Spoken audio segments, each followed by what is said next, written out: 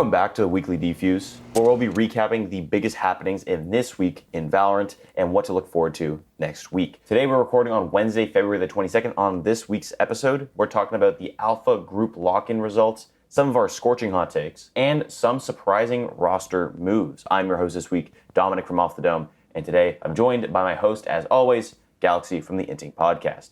How's it going? Pretty good. Been enjoying the tournament so far. It has not disappointed at all. Been a lot of upsets, a lot of interesting matches. So it's been a great week so far. Yeah, there's been some crazy matches. I'm surprised. I think that's why this tournament is so good, because the results almost, don't really matter for the teams as in terms of the whole year, but they're just fun matches to watch to see who gets to keep playing. Yeah. It is like a March Madness type thing. It's definitely an interesting. I know, again, it sucks. It's no double elimination, but it kind of adds to the spice of it where it's do or die every game. So it's nice to see. Yeah. Do you want to start us off with the recap points? Sure. Alrighty. So I'm recapping one side of the alpha brackets. So in the first round, we had NRG beat Koi 2-0, and then we had Giants pretty convincingly beat Detonation 2-0. Then we had Loud with his Gen G, which surprisingly was closer than I expected, beating them in a 2-0. Then we had a really good match between FPX and Carmen Corp, the first map to go to a map 3, which is Carmen Corp won 2-1. In the quarterfinals, we had NRG versus Giants, which did not disappoint. It was a really good match overall, but NRG prevailed and moved on. We had Loud versus Karma Corp, which Loud outperformed them in every way, in my opinion. It was kind of disappointing that Karma Corp didn't win, which I did have them win. They didn't. I guess is the Brazilian buff. And then we had NRG versus Loud, which in my opinion, one of the best matches I've ever watched in my life. One of the best BO3s ever. Map 3 was insane. The 3v2 clutch to send it to overtime was insane. Loud managed to barely squeeze in a win over NRG against 2-1, and then they qualify for the top 4 finish in the alpha bracket. Then on the bottom side of bracket, we had a few heavy hitters down there. We had DRX, Cloud9, PaperX, but it ended up that Cloud9 played PaperX in the first round. Cloud9 won 2-0 in a pretty dominant fashion. We talked about that earlier this week. DRX also won their match. EG beat Heretics. Talon beat MIBR. Going to the second round, we had DRX versus Cloud9, another banger. And that ended up being that DRX beat Cloud9 in a pretty dominant fashion, too. There was one map that was 13-2. 13-3 was another map. It was destruction from DRX, especially on Cloud9 that looked really dominant. On the other side, we had Talon versus EG, which was surprisingly good. EG did well to beat Heretics, but Talon, surprisingly without Patty Fan, did pretty well, making it all the way to the semifinals where they did lose 2-1 to DRX. DRX then qualified for the Final Four. I think it was overall a lot of upsets and a lot of things that we did not expect to go in. So, example, like DRX beating Cloud9 so early, and then, of course, Talon somehow making it pretty far into the tournament without their star fragger. I guess that team, it just shows how deep that roster is. It was a lot of upsets and a lot of interesting games we've seen over the alpha bracket side. Yeah, I've been a Talon fan for a while just because it's their roster's been so well as X10 and as Xerxia and now as Talon. It's the main core has stayed the same. Now including Patty fans gonna be even better. So I'm super excited to see what they do. I might get some Talon merch because they're just so good. But I think that Talon and this roster is gonna be really good. Anyways, also I think it's funny that DRX has only ever lost, but has lost every single time they've played against Ye. And this is the first time I think in 5 meets they've finally beaten him. So I think that's pretty interesting. Yeah, even Stocks was praising him and saying that he played really well. It was interesting. It sucked that they lost, but he was praising Ye. Even people were criticizing Ye. Okay, Chamber Meta is out, but Ye still Ye, so he still performed well. And he even made Nerf Chamber look really, really broken right now. But it was overall a good side it was a good week of matches, and I really enjoyed it. I can't wait to see the Omega side. Yeah, and we're getting to the Omega side now. There's another group of crazy matches. Basically, what just happened the past week is about to happen again. So let's get into some of the predictions and some of the preview of those matches. So for the top side, we have a lot. In my opinion, is the heavier side of the bracket. We have Team Liquid and Secret, Na'Vi, Crew, Zeta Division, Leviathan, Vitality, and Global Esports. It's a lot of heavy hitters, in my opinion, but it could go either way. I feel like being in a group with Zeta, Leviathan, Na'Vi, and Liquid, and only one can make them out, it's kind of hard to predict who would make it on top or who would make it pass through. But it would be interesting to see. I wouldn't be surprised if there would be a lot of massive upsets. I feel like this side of the bracket, it's a lot of heavy hitters, but a lot of anything could happen in that bracket. Yeah, and on the bottom side of bracket, again, there's some top-ended talent on teams like Sentinels, 100 Thieves, Fnatic, T1, I want to see. But it does seem a little more tame. You have Foot versus RRQ, we'll get to that later. 100 Thieves versus EDG, that's going to be a good matchup. Sentinels versus Fnatic, another great matchup. And T1 versus Furia, both those teams looking pretty good. I think, I don't know if I want to get into some predictions, but I think that it seems like Fnatic or Sentinels and most likely 100 Thieves are the front runners for the bottom side of bracket. For the top side of bracket, most likely going to be Na'Vi, but there are some other predictions going around. For sure. I think it's, again, this side of the bracket, it's very hard to decide on who's going to win just because we have so many, it's kind of evenly stacked, but at the same time it's not. So it's hard because because in the first round, I noticed that we have Sentinels and Fnatic. Easily a lot of fans there and a lot of talent right there. So it's going to be, it's hard to see who would win when we have something like that as the first game of the first round. So when it comes to the Omega side, it's definitely much harder to predict who would win. Yeah, I think it's because we had a matchup like that early on as well. We had Cloud9 versus Paper Rex. There's always going to be a couple like misfortune, a couple bracket merchants, you know. But I think that there's very good teams are going to come out of qualified no matter what, and that final four is going to be a mad dash.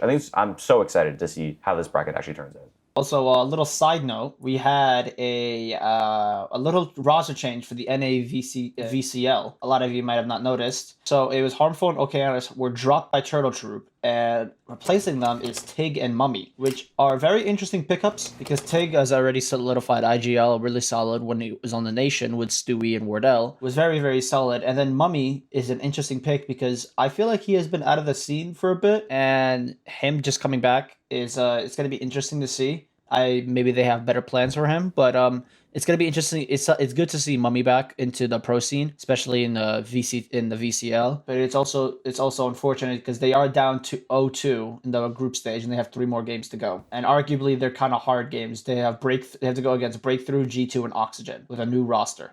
So it's gonna be a little bit of an adjustment, but it's gonna be a fun watch for the NAVCT, which we are off this week, but starts next week. Yeah, I'm excited to watch the VCLs when they come back. I think, man, I remember something about a bet we made about which teams are coming out. There's still 3 more games. There's still 3 more games. I have trust in Turtle Troop in my heart. There's still trust in them. Hey, we'll get back to that in another episode. But next, we got a big segment coming up right now. And that is Eco Forest. We brought it back again. Are you ecoing? Are you playing it safe on these teams, players, ideas? Or are you forcing? Are you buying in? Are you going all in on this round to see, how it is? Basically just a way to give our scorching hot takes. And I have a scorcher for you, Dennis. A big take here. And that's I'm forcing up on what's going to go down as one of the most influential matches of the tournament. As I'm dubbing the Battle Royale. It's El Asico, it's the dumpster bin, and that is going to be Foot Esports versus RRQ. 2 of the worst teams in all of VCT are going head-to-head to see who is worse. If you don't know, and again, there's great individuals at that organization. They're doing their best, but I think that them as organizations are just really struggling. One of them, Foot Esports, the Turkish organization, part of the EMEA, and RRQ, part of the APAC, Asia, VCT, both individually awful. Foot Esports, if you don't know, has lost the past 5 matches between a mix of both franchise and non-franchise teams, including not making it out of groups for 2 straight tournaments, losing to Team Divinity and Parla Esports multiple times, which is just another Turkish organization. They also have 2-0, losing every single match in Red Bull's home ground to 100 Thieves, Team Heretics, and Team Liquid. And this is with their current roster. So not only are they not even, they're a fully Turkish organization, but they're not even the best Turkish organization that can be signed. They got some more stuff they got to work on. But on the other side, we have RRQ, another famously poorly constructed team. Both of these teams just took their rosters that they had before franchising and kept them through franchising, which was a big mistake. RRQ they made a few switch ups, but again, they have lost the past 2 tournaments in group stages, losing to teams like Full Sense, Boom Esports, Nanos, Team Heretics. This team is not very good. So I think them going head-to-head in the first round of the tournament will be the worst match of professional Valorant that we can have right now. That is Foot Esports versus RRQ. I'm looking forward to it. I say it's going to be the most influential because I think it's going to be a very fun watch, and I think there's going to be a lot of memes about it and how it is. In terms of the grand sense of the tournament, they're not really going anywhere. But I think it's fun to have kind of like a match that isn't going to be very good, because I think it'll be a very fun watch. Yeah, I think you just offended all 5 of their fans, so it's gonna be. I think you're gonna get a lot of hate after this video comes out. So And hey, if they prove me wrong, I'll take it. You know. But yeah, no, it's. I don't know how they're going to hype that video up, or hype that matchup up. It's just gonna end up them losing to 100 Thieves anyways, but it's gonna be interesting. I have my first eco. I'm starting off with an eco. Starting off light. I'm starting off with Nats being Nats. This is his meta. The meta of double controller or double initiator. I think that Nats is gonna put up some unreal numbers. Viper has not changed. That's his baby right there. I think he's gonna put some unreal numbers. He's going to lead Liquid to the semifinals, which I think they're going to lose to Na'Vi in my opinion, but he's still going to put unreal numbers. And I think this is his tournament to really show that even after post Gambit or Mech, he's still a top tier player that should not be forgotten. So in my opinion, Nats is going to put up some really good numbers. That's my eco of the week. That's valid. I think so. I'm excited to see Nats. I saw a tweet today that said that Nats, Redgar, and CNED, it's been like 400 days since we've seen them on the international stage, because none of them had qualified for any of the big tournaments. And I think that's really telling that these players are still so highly touted, even though they haven't been competing. And so it's going to be so great to see them at that top level again. I think it's because it's nice to see them, because I think like those are outstanding players that just have just been unlucky due to tournament, like how their team is structured, just team results has just been unlucky for such a great squad. So seeing them in an international LAN for the first time, and it feels like a very long time, is very, very nice to see.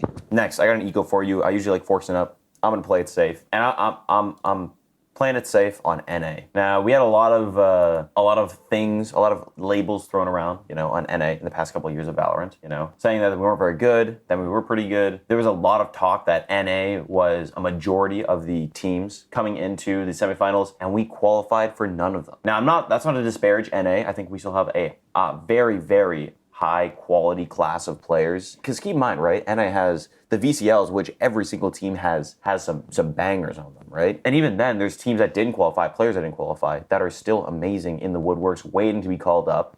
NA has a huge crop of talent, but I don't think we're quite the best. While I think we have a very high class, I think that other regions, specifically APAC and Asia as a whole, has been catching up, right? We have Loud qualifying from Brazil, DRX qualifying from Korea, Talon qualifying from the general APAC region. Teams like Caramine Corps, France, right? Giants, just EU as a whole. Plus, we have so many other teams waiting. We have the oncoming waiting for the Chinese region to fully develop. There's so many good players in so many different regions. And so I think this sort of NA, almost like NA elitism that because we have so many good players right now that we are the best, we still got to prove it, One of our best teams, Cloud9, didn't make it out of the second round, So I think that we gotta hold our horses, NA. Yeah. I feel like we have a lot of development still going on. Again, this is like the first time for a lot of these teams, especially the NA teams, all these 5 players, this is like the first time playing with each other on a LAN, international LAN, saying the least. So I feel like having throughout franchising, throughout the season, we're going to see some really a lot of teams develop and a lot of upsets. I know everyone's like saying that South America right now is the best region compared to NA, or much better than NA, which results have been showing a little bit. Yes, I agree, but I think South America is underappreciated. When everyone thinks Americas, everyone just thinks the North American region, but I think South America is definitely making an upcoming. For example, Loud qualified. It's gonna be crazy. Then you have teams like Leviathan and Fury are just really like amping it up. And speaking of Leviathan, I have my force of the week. Scorching hot take. I have Leviathan qualifying the entire upper bracket. It is I don't know this one, man. It is a scorcher. It is, I think, my hottest take so far. But I have having them placing higher than Na'Vi, Liquid, or Vitality, or any of them. They have been dominating scrims. All the teams that have been scrimming them in South America when they're in Brazil, they have been saying that Leviathan is one of the most dominant teams in scrims, and I trust them. I also trust my man Fernando, CEO, friend of the podcast. Love him. Shout out to him. I say I have trust in Leviathan. Essentially, the core of that team sticking together They just added a few people, just such as Mazzino and NZR, and then they have a new coach in Owner, which he was there in Champions, and again when he was there, instantly improved because as he was in Crew, they've always qualified. So I have to say, Leviathan is gonna make a lot of people rethink how South America is, because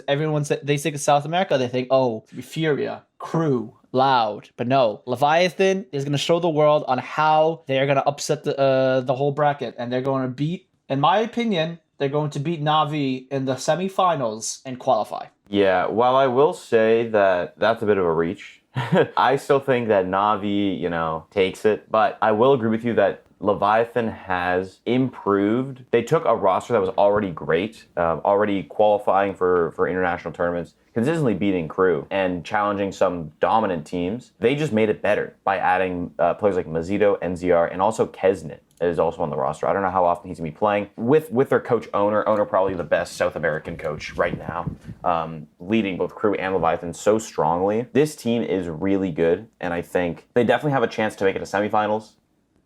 To beat so many great teams along the way, because keep in mind, Zeta Division is still really good. I don't know about Global Esports. They might be good for some reason. Maybe not as good as Leviathan, though. But I don't know. It's definitely it'll be an interesting matchup, I think. And Leviathan definitely deserves its flowers because they have put in the work to become that next level of org, and right now they have to prove it. Yeah. Again, they definitely have the hardest bracket. They have to go against Zeta Division. Then either Vitality or Global Esports, which I've heard that Vitality is a pretty good squad right now, which looking at their paper, they're a very good squad. And then having to go either against Liquid, Secret, Na'Vi, or Crew. Again, they definitely have one of the more harder brackets. I have full trust in that they will dominate. Again, it's in my opinion because I guess they still have the core. I know Kesnet, I think he's gonna be a 6-man. I think he's a 6-man for the team. So the starting five would be Tokalila, King, NZR, Mazzino, and Shy. I think it's all great players. Yeah, all wonderful players. And then taking Mazzino, which is in my opinion one of the better controllers of South America, and putting him onto an already great star fragging roster is already great. And also leadership, because he has plenty of LAN experience. If none of you might not know, all of last year, Crew was the only team to qualify for every single LAN event of last year. They did not miss a single LAN event, and he was part of every single one of them. So, saying that again, he's a lot of LAN experience. Expect a lot of great things from him. I have a lot of great things from him. But yeah, that's my scorching high take. I think it's my hottest one so far. Yeah, it's definitely hot. I think we'll see how it goes. I don't believe in it, but I think that we definitely should return. We should revisit some of our takes at the end of the year, or as we go along, because I think that there's definitely going to be some that bites in the butt, and maybe some that are just do pay off. Probably not this one, but it's definitely a gamble I'm willing to take. I have them. I already submitted my bracket. Leviathan's already qualified my bracket. I already solidified it. And we want you in the comments, guys. Give us your scorchingest, hottiest take for the Omega bracket this time around. We might read some off. There's some crazy ones in the comment, but overall we want to get some engagement from you guys because I think it'd be great. Next though, we're bringing it back. We have another beep, beep, beep, beep, beep. Oh, what is that? What is that? It's Rano calling in, our field reporter, to give us some more action live from the Ascent, live from the mid lane. He's calling in. Rano, he's returning to do some analysis on some maps that were important during the alpha bracket. He wants to focus in on some DRX versus Cloud9. Last week, he talked about how PaperX was actually a lot better than we thought versus Cloud9. This week, he's really showing that DRX is really better than Cloud9. So let's get that right now. Thank you for having me. First of all, Dom. Today, I just want to highlight some key rounds from C9 DRX's Icebox game. A lot of you are probably thinking, Alex, what the fuck? This game was the 13-2. It was a blowout. It was a stomp. Goddamn right it was. And I'm going to show you why. The harbor you see in a tier 2 scrim is nothing like a DRX harbor. Anybody can play the harbor and throw the bubble down and get the bomb planted, but then what? And DRX shows us then what. Like DRX's comp, right? And it kind of mirrors some traditional Icebox stuff, but they're not running the Sage, right? They're cutting some corners here. They want to get the post plant. They want to use the bubble to put the bomb down, right? And the other harbor abilities. So they have 2 Viper mollies, 2 KJ mollies, the turret, the alarm, and then 2 shock darts, right? To win a post plan. All they need to do is put the bomb down. Else is to hold down the 4. Still got that wall available. Yeah, Yati armed with a Sheriff will get an opening tag. Got themselves a window of opportunity though, Mike. They obviously don't know how much bite. Needing to make their move now. Ye gonna try and slip ahead, and Ye still standing with 2 big kills.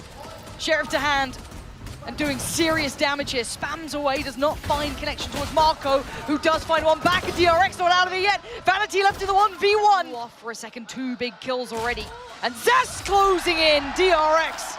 Okay, so this is the first cool wall we see. It's straight up, I guess he throws it through the wall and just curves it along rafters, which is neat. Makes it very uncomfortable to play that area. Oh yeah, and then this, yeah, what a sick fucking execute. So he throws down the rolling wall and pushes it forward. And now there's literally like he just rides the rope along with it. This is why I love DRX, right? They're literally on the same plane here. Like 1, 2, 3, like this guy's a little close behind. It's like when this wall hits, they're all in, all at the same time. Really well timed execute. Basically all of C9 was here. But I think that's the theme that we're gonna see over the key rounds that I point out. Oh yeah, this shot was nice from Zest. I remember that. This exec, the Harbor executes are very different than how Icebox has been played for since its conception, right? This wall that pushes in, and then everybody's you're either up on the rope or pushing along with it. This wall that curves around and hits rafters, very oppressive to play against. Really gives you not a lot of space to play in as a defender, and really incentivizes you to either play up and play for one or just play retake. When you're conceding that kind of control of the game or the pace, right? As the defenders, you're saying, well, our best option is to retake. But that's what DRX wants, right? Again, 1, 2, 3 sets of like post-plant utility. No matter what your plan is, they've already accounted for it. So yeah, that's definitely a theme. This was a sick anti-eco. Looks like maybe Stax' utility going to be dedicated towards taking top 410 control on these A hits, or at least this early space denial that we're seeing for a second time here towards B. Buzz noted here.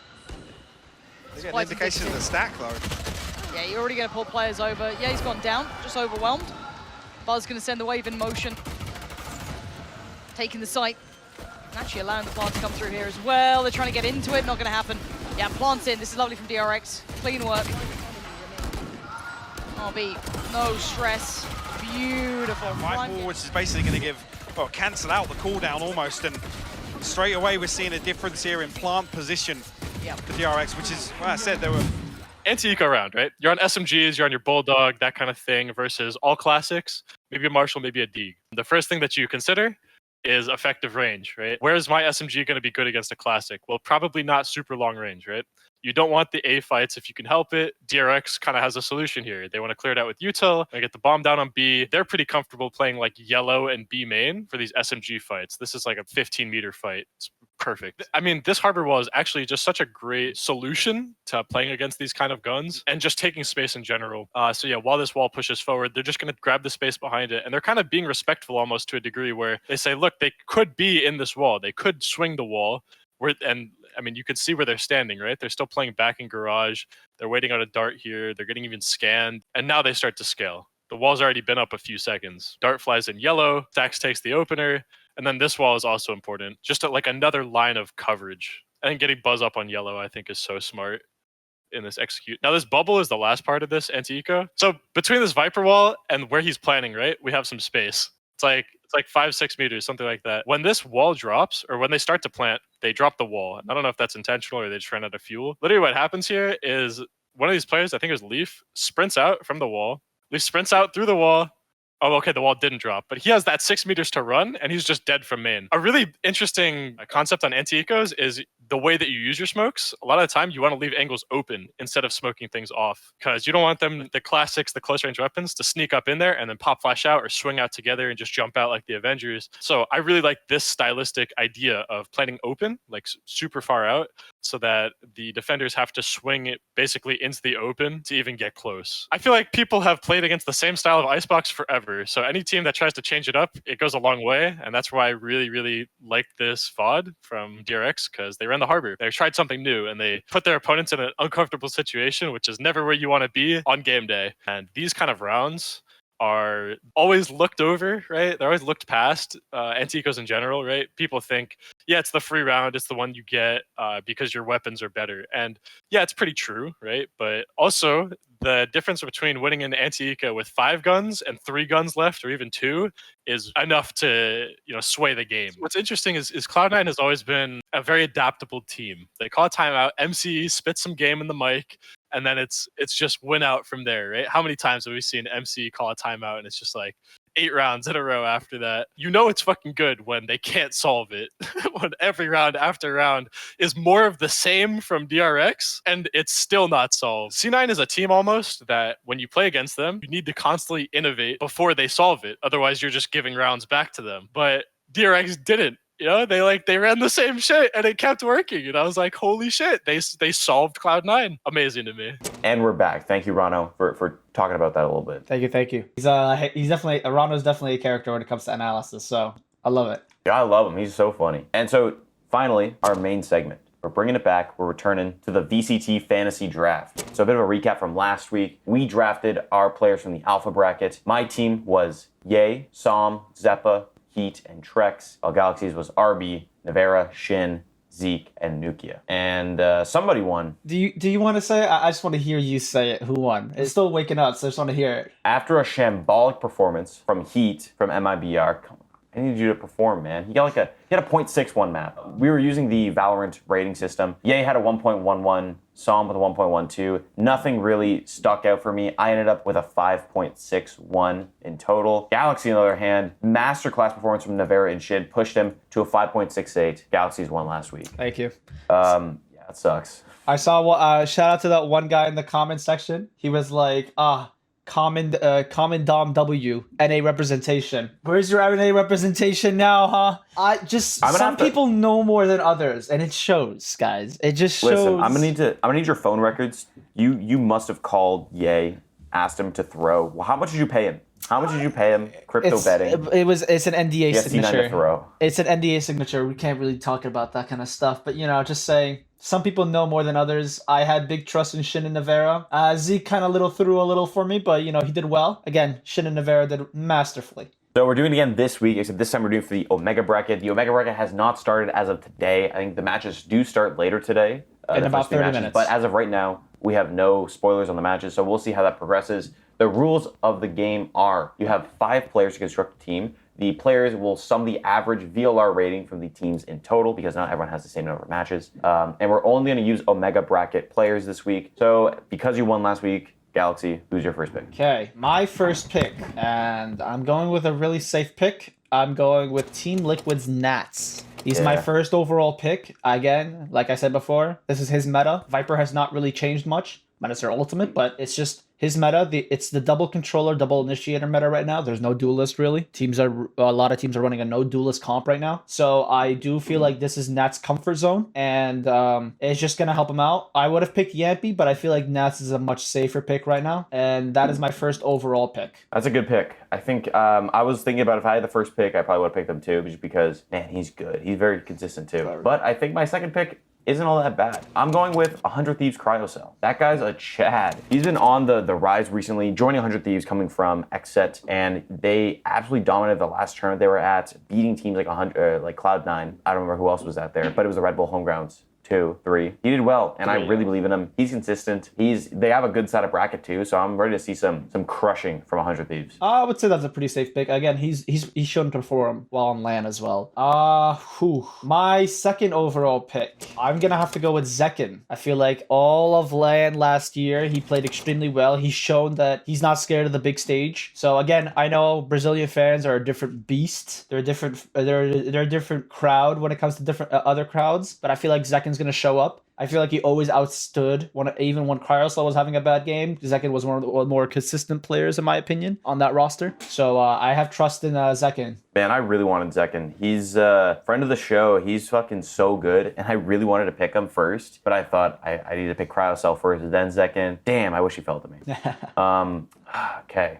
It's hard because a lot of the best players are playing against other really good teams, which means that they basically have one match, and if they don't perform in that match, then they aren't going to do as well. But I think I'm going to go with my second overall pick. I'm going to pick CNED. I'm going to go CNED, a second Opper. CNED, another in contention for one of the best players in the world. CNED's coming back. I think Na'Vi is a great team, and I think they're going to go far. So hopefully that CNED gets a lot of power off that. So CNED, Write me in. You know, I would agree. That would be a safe pick in my opinion. That CNET, again, he hasn't played on LAN in a very long time, so he's gonna have a little bit of rust maybe on the first map, but I can see him heat up with a great supporting cast. My third overall pick. It's a little bit of a shocker. I'm about to take Taco Lila from Leviathan, a young star who has definitely shown and proven himself. When if you would take a Champions last year, for example, he performed extremely well against teams like winning and performing well against teams like Team Liquid and Paper X. And although they lost against Loud and FPX, they didn't. It wasn't even a blowout. It was a very close and very good match. Seeing here, he's a very young star. He's been on the team for a minute now, and I think he's gonna perform well.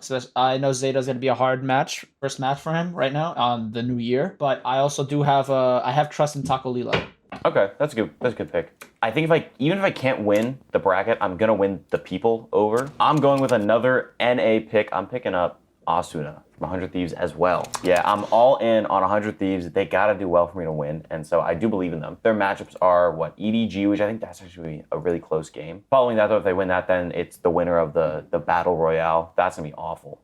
So they have a very clear path to semifinals, and so honestly, I believe in them. Okay, yeah, I feel like that's another safe pick. A veteran on the squad, essentially. I'm gonna pick a 100 Thieves member as well. I'm gonna go with Derek, Mr. Okay. Overwatch himself. I have trust in Derek, Mr. Clutch Master himself. Whenever I feel like 100 Thieves are down, and I know Derek is alive, the Clutch Master. He was a big part of 100 Thieves' success last year. I know they had a lot of roster shakeups and a lot of switches, but overall, I feel like 100 Thieves are one of those teams that have a good supporting cast, and also Derek is one of the key roles of that supporting cast. So he always manages to take him out of a sticky situation. 3v5 doesn't matter, 2v4 doesn't matter. Derek is always there. He's always good for 2 or 3. So my fourth overall pick, I'm gonna pick Derek. Okay, that's a good pick. He's a very consistent player too. Super clutch. I remember those clutches he were doing back in the day was crazy during the NA LCQ, I believe it was. I have 2 picks left. And I'm trying to balance who's going to do well and who's going to get far and who's not going to get blown out. I think on sheer talent alone, I have to go with Fnatic Chronicle. If you don't remember, Chronicle, back in the day, back in 2021, Chronicle was in contention for one of the best players in the world. Having that lineup alongside Nats, Chronicle was that flex player that could fill the role and do well on every level. He's been performing at a masterclass level at the few times they've played. They played at the One Pro Invitational, which was basically just a bunch of franchise teams coming together and playing. Played against Zeta Division and crushed them. So he still got it. He still got it in the bag. So I believe in him. I believe that if Fnatic if Fnatic win, great for me. If they lose, I believe that Chronicle is going to do his best to stay in there. So I'm taking Chronicle next. I'd say that's a pretty safe pick and a pretty good pick as well. Whew, this is the fifth one. I gotta think about this one a little bit. There is no really a bad pick on this one, to be honest. It could go either or in any of them. I would say my next pick that I would have to pick is Sugetsu from Na'Vi. Damn, that's what I was gonna pick.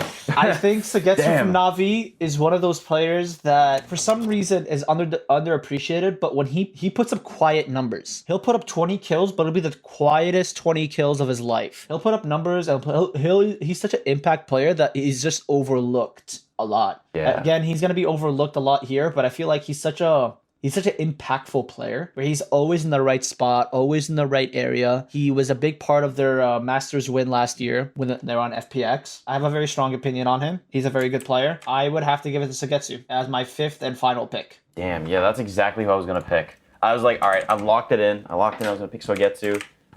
Fuck. Man, I don't know now. The overlap of like the team I was trying to build is kind of gone now. I might have to pick I might have to go for a bit of a wild pick here. Give me Zeta Division, Depp. Depp, unfortunately, at the last LAN, did falter a bit. He didn't play as well as he was playing during the Japanese VCT, but he's been picking it up recently. He has it in the bag, and I think, honestly, he's the player. He could be a very high-impact player. He has the ability to go off when needed, and I think the Zeta Division team has the chance to at least be competitive with Leviathan. Zeta Division is probably Leviathan's biggest hurdle on their way to getting to the semifinal bracket, aside from Na'Vi, of course. But yeah.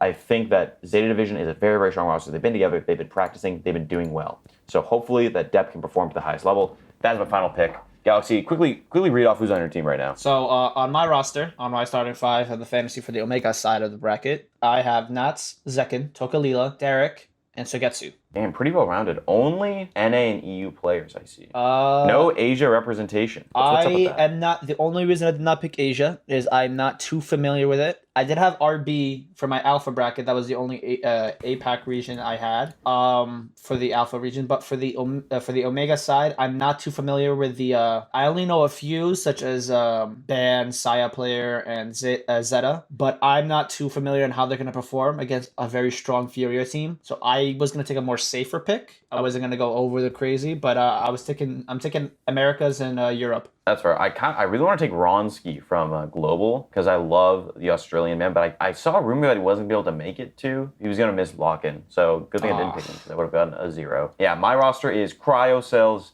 CNED, Asuna, Chronicle, and Depth. Damn, saying that out loud, I don't know, Galaxy. You have about 3 offers on your team, so it's the rating is about to be skyrocket or it's gonna go really low. So it's Better not miss. I really hope they don't miss.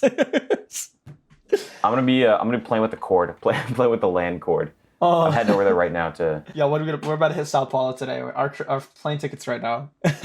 But I think we have a good squad. I think overall this one might go a little bit closer than last one. I think last one went a little closer than needed than expected, to be honest. But I would say this one's gonna be hard to decide on who's gonna win. I'm surprised none of us picked 10s. I think a lot of people are gonna freak out that we didn't pick 10s, but To be fair, I did have 3 other oppers, and so I'm kind of okay with not picking 10s, but at the same time, yeah, I'm surprised. He's good, but I think that in terms of, I don't know, he hasn't played on that high of a level recently, at least on this stage in a while, and they're up against Fnatic first, so there's a good chance that they just lose right away. You're building for longevity, not for, a single match. He hasn't played on international LAN, and I believe, minus the Tarek and Ludwig, we can consider that international, but he hasn't played all of 2022, and I think so Sentinel's qualified once for an international LAN. So it's been a minute for him on international LAN with a tier 1 team. So it's been a minute. So it's gonna be a lot of rust coming off. Again, I have no doubt in his skills, but it's gonna be a little bit of a hurdle to jump over. Yeah, and that's it for the draft. We'll revisit it next week as we get into the final qualifying bracket, top 4. But until then, thank you for watching. This has been another episode of the Weekly Defuse. You're probably watching this on Friday, the 24th or 5th. We will be releasing the next episode on March the 3rd. That'll be approaching the Final 4, giving our final thoughts on that, maybe having a guest on, we don't know. Until then, take it easy. Let us know what you want to see in the comments. And as always, thank you for watching. All right, guys, have a good one. Love you.